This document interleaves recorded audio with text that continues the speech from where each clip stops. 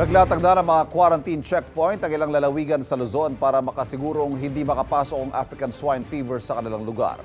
Isinusulong naman ang ilang mambabatas sa magdeklara ng National State of Calamity kapag lumala pa ang epekto ng ASF. May unang balita si Jamie Santos. Isinailalim na sa state of calamity ang Lobo, Batangas dahil sa banta ng African Swine Fever o ASF.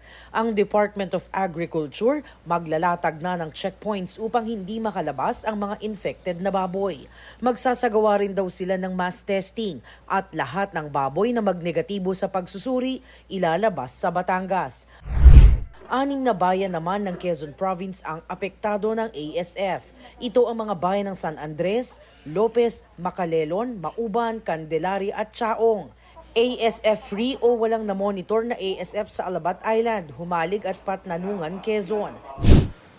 Sa Calamba, Laguna, may quarantine checkpoint inspection na rin ang mga baboy sa Barangay Turbina. Sa kabila ng issue ng ASF, ayon sa Philippine Association of Meat Processors Incorporated o PAMPI, wala raw epekto sa kanilang mga produkto ang issue ng ASF. Sa text message na ipinadala sa GMA Integrated News ni Edwin Africa, isa sa mga direktor ng PAMPI, ipinaliwanag niyang galing sa ASF-free areas ang kanilang raw materials. Nagpapatupad din daw sila ng strikto na quality control. Pero nakikita nilang magkakaroon ito ng epekto sa presyo at supply. Ito rin ang nakikitang epekto sa presyo at supply ng Philippine Amalgamated Supermarkets Association o PAG-ASA. Kaya dapat daw tiyakin ng Department of Agriculture na kontrolado ang paggalaw ng presyo ng karneng baboy at mga sliced meat, maging ang pagbiyahe ng mga baboy.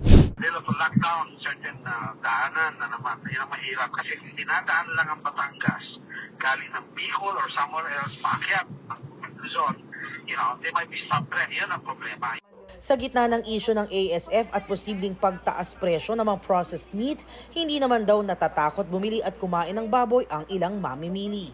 Pwede naman kasi may mga lugar naman na walang ASF. Ipili lang tayo ng ng mga products ng baboy na bibili natin. Siyempre yung fresh pa din. Tapos iwasan na lang natin muna yung ibang lugar. Pero meron ding iiwas muna raw sa pagbili ng karneng baboy.